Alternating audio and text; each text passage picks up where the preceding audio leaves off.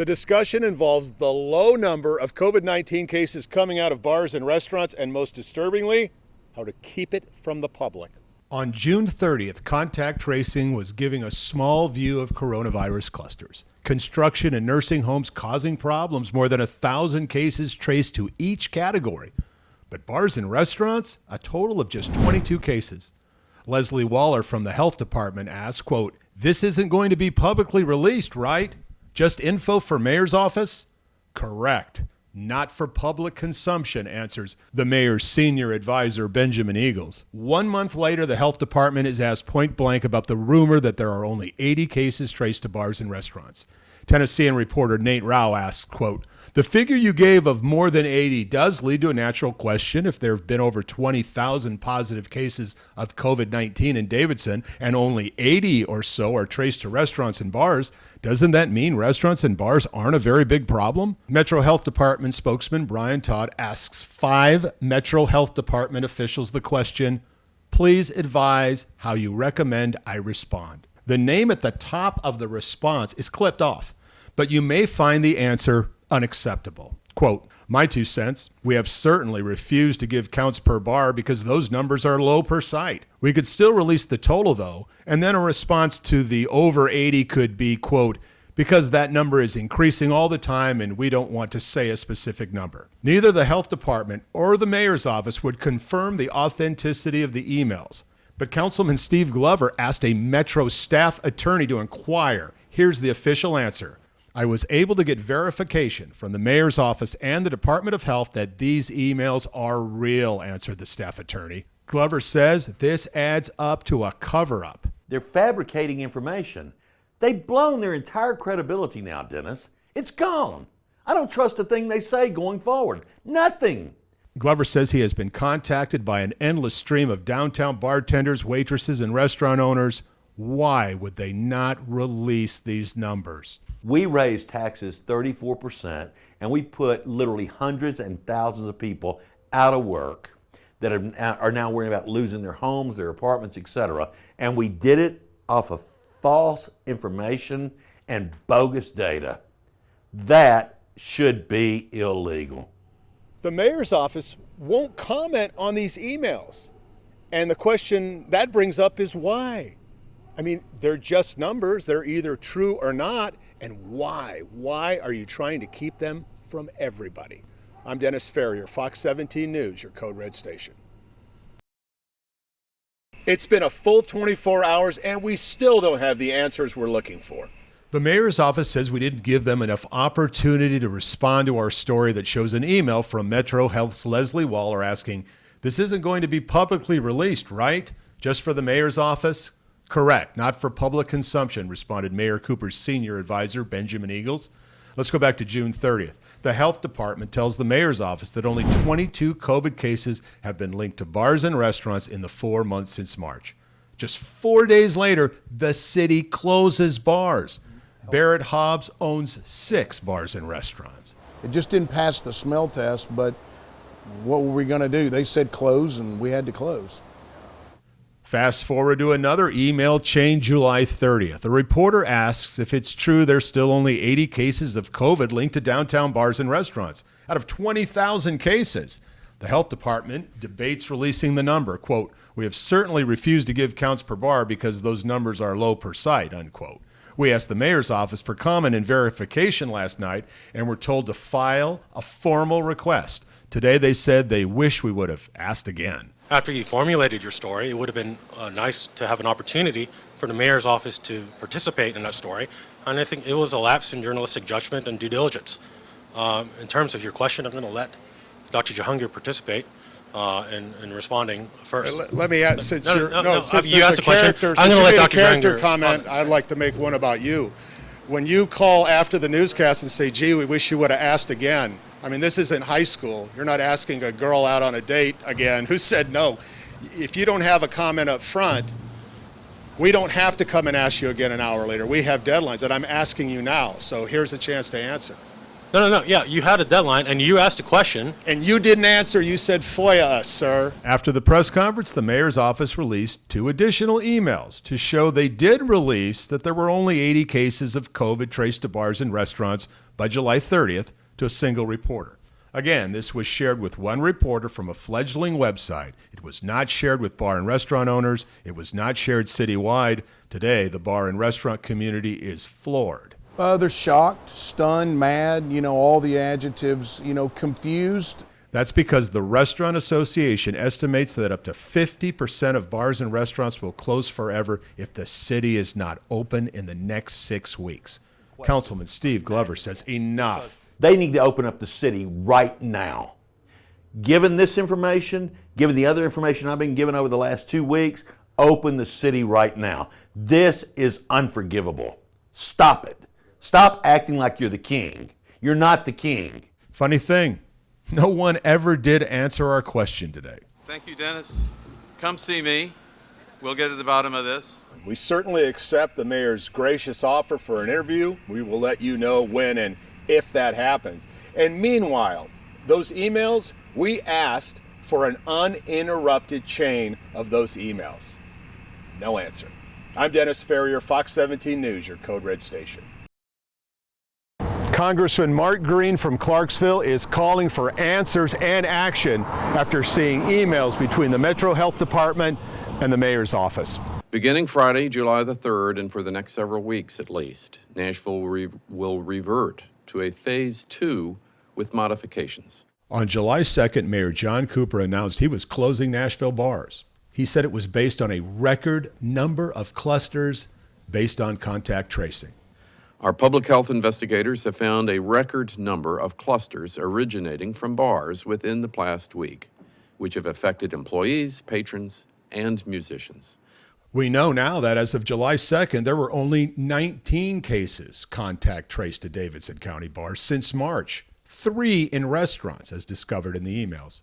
Later in that press conference, the chair of the Metro Coronavirus Task Force, Dr. Alex Jangar, does talk about the cases, but uses the number 30. There are about at least 10 locations around the city that have had at least a total of 30 people confirmed that have tested positive, and these are Davidson County residents. Late this afternoon, the Metro Health Department said there were just 22 cases on June 30th, but there were 6 more cases reported on Wednesday, July 1st, and that the actual number at the time of the press conference was 28. What's also never mentioned in the press conference is that those cases were dwarfed by what was happening in the construction industry at the same time. 1,251 cases contact traced to construction sites between March and June. U.S. Congressman Mark Green. There's a couple of issues here, or a couple of levels. Of course, there's the transparency issue. They didn't let anybody know that the vast majority of the cases were coming from 2 sectors of the economy, and that they were shutting down other sectors of the economy where COVID cases weren't happening. That's the bars and restaurants, right? The other issue is just knowing that the problem was at bars and restaurants and not opening them back up, crushing those small businesses. Although on July 2nd, the mayor said the decision was based on a record number of clusters, last week he suggested the shutdown was based on a White House directive. We responded to the White House directive. Congressman Green goes even farther. He says based on the numbers, Nashville bars and restaurants should have never been closed, whatever the stated reason. This is a huge impact. We all sort of in a symbiotic relationship depend on Nashville. To have that deception happen, to have that those economies forced to be closed when there was no scientific reason for them to be closed, it's egregious. We asked the mayor's office to respond to Congressman Green's questions from this story. They did not answer us. I'm Dennis Ferrier, Fox 17 News, your Code Red station. Nashville bars closed for months. Nashville restaurants at half capacity for months. Yet the total number of COVID cases traced back to bars and restaurants, just 146. Tracing COVID-19 cases is difficult, and sometimes the numbers change. Metro Health says it has suffered from typos, some of them big, like the 1,251 construction cases the department now says was only 251. The bar and restaurant numbers have been adjusted as well. The health department now reports 95 cases contact traced to bars and 51 cases traced to restaurants since March. This is out of 25,347 investigated cases. They do believe more cases originated from bars and restaurants. They just can't trace them. Still, that leaves bars and restaurants accounting for a little more than 0.5% of cases in Davidson County. Yet some of the most drastic actions were taken against those establishments. Justin Owen is the president of the free market think tank, the Beacon Center of Tennessee. The mayor has said all along, I make my decisions based off data and science. Data and science. He said it over and over and over.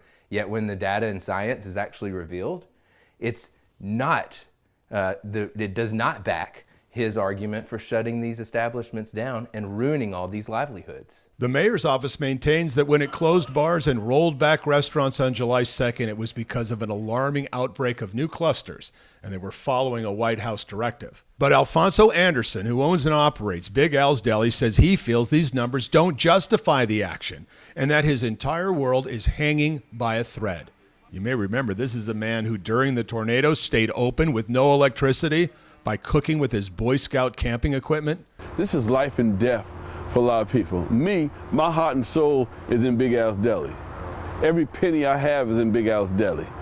Okay, there's no money tree in that backyard. And there is no alternative future for Big Al. He says he has no options at his age. What do I do if I gotta shut my doors? You know, there's nothing.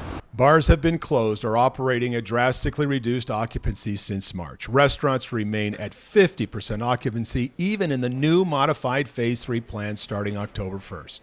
Even despite having data showing that these establishments are not the driving source of the spread, they still clamped down on them and made it impossible for many of them to operate.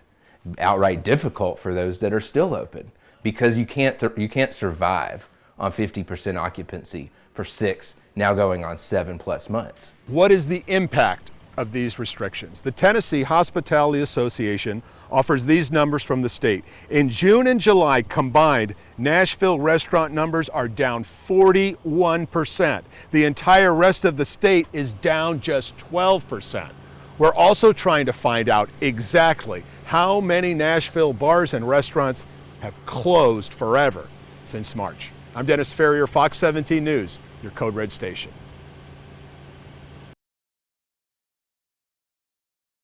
The mayor's office says it never tried to keep secret the number of COVID cases in bars and restaurants. Yet we have learned from the emails that it appears the mayor's senior advisor did not want the number of COVID cases in bars and restaurants mentioned on the very morning they gave those bars and restaurants devastating news. There is a stream of emails between the mayor's office and the health department that continue right up to the July 2nd press conference. Remember, this was an important press conference. The mayor was about to shut down bars and move restaurants back to 50% capacity. At the time, there were only 3 cases traced to restaurants and just 19 traced back to bars. The health department says it also knew of 6 other cases that had not been officially recorded. So a total of 28 cases traced back to bars and restaurants since March, less than 1% of all the contact trace cases in Nashville. So how would the city tell Nashville citizens it was closing bars and heavily restricting restaurants based on such few cases? New emails show the mayor's office carefully chose the wording for the July 2nd press conference in an attempt to leave out the low number of cases in bars and restaurants, because they were worried the public wouldn't understand the severity of the situation. In emails leading up to the July 2nd press conference, the mayor's senior advisor, Benjamin Eagles, writes, quote, "Looking at the cluster graph, I see that the highest day of clusters were 6 clusters from bars. So is it safe to say the following? Our public health investigators have found a record number of clusters originating from bars within the past week." The next morning, the conversation continues. Coronavirus Task Force Chairman Alex Jahangir writes, quote, "How about this as a start? We now have over 30 cases from 9 clusters, but suspect that number will be much greater as more information and investigations conclude." For a mayoral staff member, Katie Lentil, "I like this, and we can note that some have closed on their own." Benjamin Eagles counters, Quote, if asked about bars, to reiterate, we have seen a high number of clusters from bars affecting both staff and patrons. At least one of these clusters locations closed following an outbreak. We are not going to name specific clusters, but this was multiple locations and the most clusters we have seen in a single day. We can't say 30 cases. People will not understand the severity and how contact tracing works. Can't say how many cases. That's from the mayor's own senior advisor, not from the health department. Justin Owen, president of the Beacon Center of Tennessee. Well, they knew that there weren't that many cases. Here they go again saying we base everything off science and data, but then we've got the proof that they didn't, that the data did not justify their actions. They tried to go out there and justify what they were doing by not telling us what data they had, and now we know. On July 2nd, the mayor follows the script precisely. Our public health investigators have found a record number of clusters originating from bars within the past week, which have affected employees, patrons, and musicians.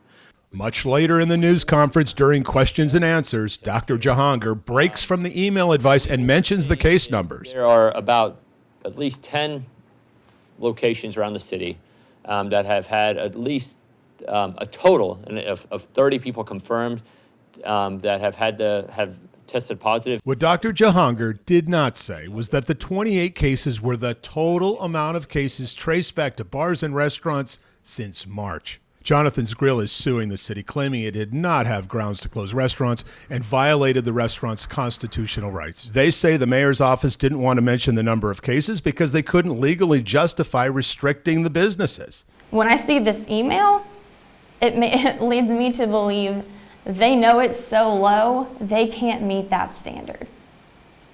And if they can't meet that standard, the restrictions that they are implementing are unconstitutional. The idea of transparency has been a touchy subject. You know, this is America, and the people have the right to know the real COVID number. Don't shake your head. Okay. The mayor's office has long maintained the restrictions helped head off big trouble and widespread cases. But why not be more direct with the public? I think we've been completely transparent in dealing with a new disease and very forthright. And always, the effort to stop super spreading has been foremost in this county's mind. And why were bars and restaurants combined in that number? Bars and restaurants operate under different rules and are counted by contact tracers in separate categories. Remember, restaurants are still operating at 50% capacity nearly 4 months after that July 2nd press conference. Jonathan's Grill says it's losing $50,000 a quarter and can't survive at 50% capacity much longer. And this was based on how many cases? 3. So when you look at the data, their restrictions, it doesn't back it up, the restrictions that they're putting on restaurants. It doesn't work. This is severely misleading the public. When you know the data doesn't justify your decisions and you say emphatically, we can't say 30 cases because it's not going to fit our narrative, is ultimately what they're saying. That the public won't buy into it. Well, here's the problem with that. Now that the public knows they had that data and they discussed how to avoid using those specific numbers, the public's not going to trust them no matter what they say. We have obtained another fresh batch of emails. We will bring those to you very soon. I'm Dennis Ferrier, Fox 17 News, your Code Red station. Nashville Mayor John Cooper loves to say it, and he says it often. We follow the data and the science, and we follow the advice of our own health professionals. But Mayor Cooper appeared to overrule those health professionals. The Tennessee Titans had hopes of 25% attendance for regular season games. It was not a number they made up. It was a number approved by the NFL and outlined in this July 30th email. The Titans pointed out that at the time, only the New York teams were planning on zero attendance games. They list the cities that were planning on allowing 25% and above in an email to the health department. Coronavirus Chairman Dr. Alex Jahangir is supportive. Quote, as you can see, the proposal that we discussed this afternoon is consistent, if not more restrictive than most other venues. It appears that only New York will not start with fans this year. I do like the fact that the plan Michael proposed really allows for his approval on a game-to-game basis, unquote. Metro Health Department Director Michael Caldwell writes in a draft letter granting approval of 25% capacity for the opening home game of the Tennessee Titans. Quote, Nissan Stadium has received tentative approval for only 25% attendance capacity for the Tennessee Titans' upcoming regular football season, beginning with the first regularly scheduled games on Sunday, September 20th. This approval is on an event-by-event basis. There have been no specific outdoor COVID exposure clusters connected to any outdoor events except for celebratory parties of close friends. We made the decision to proceed with a strategic pilot effort, knowing that this is primarily an outdoor event and that many precautions have been instituted to minimize any risk or exposure or spread of COVID, unquote. The draft is sent to the mayor's office July 31st when Deputy Mayor Bill Phillips objects. Quote, I am not comfortable with saying today we should go ahead on these events. Later, he writes, our numbers in Nashville appear to be leveling, but I would like to see another week or 10 days worth of numbers before committing to these scenarios. I know this is unpopular, and I am open to be convinced otherwise, but if a decision is needed today, then for me it is no. Justin Owen, president of the Beacon Center of Tennessee. They went through layers and layers of bureaucracy to get to that level, and one person in the mayor's office said, my opinion is still no. It's an opinion, not fact. And you can't say over and over that you base your decisions off data and facts when now we have the emails disproving every bit of that. At this point, the discussion appears to leave the email arena. We now know in the end the Titans were denied fans for the home opener and then allowed 10% capacity for Game 2, 12.5% Game 3, and 15% Game 4. The emails about the Titans don't pick up again until August 6th, when Benjamin Eagles asked Mayor staff member Katie Lentil to brainstorm a list of prominent people in favor of strict health orders. She includes the Titans with this explanation. Quote, if the mayor asked the Titans owner, I would bet they would do it unless NFL would get mad. But they know where they need to stand with the city for future. Meanwhile, at least one reporter is asking questions about the Titans deal by August 6th. Mayor Cooper's senior advisor, Benjamin Eagles, writes, quote, there is a wide range of approaches to in-person attendance throughout a league that plays in states with a wide range of protocols and prevalence of the virus. We will not waive our public health principles, no matter how much we are rooting for them. We are taking a cautious approach, recognizing that we can't predict where COVID-19 will be further into the season, unquote. And again, this is the problem as we see these emails come out, that the decisions that are being made seem to be based more off the political whims or the personal opinions of people in the mayor's office or the mayor himself, and not the data and not the science. Metro Councilman at Large Steve Glover. The doctors, the scientists said, all right, let's open up this way, let's do this, it'll be safe. We know it will be safe. I think we all have admitted we're not going to stop the virus, but I think we've learned how to be smart with the virus. Nobody on the mayor's staff has a MD degree, a doctor. And so for them to overrule the doctors is beyond acceptable. We asked Mayor Cooper to explain overruling his own health professionals. The Titans opened up, they had a marvelous plan which public health looked at in detail and approved. And I think everybody in Nashville, when you look at the games on Sunday, feels like we're getting it right on a national basis. What gives me confidence in that decision is I know they work so closely with our public health department. And when I've been at the site and the games, I have felt safe. The Tennessee Titans did not want to comment on our story. I'm Dennis Ferrier, Fox 17 News, your Code Red station.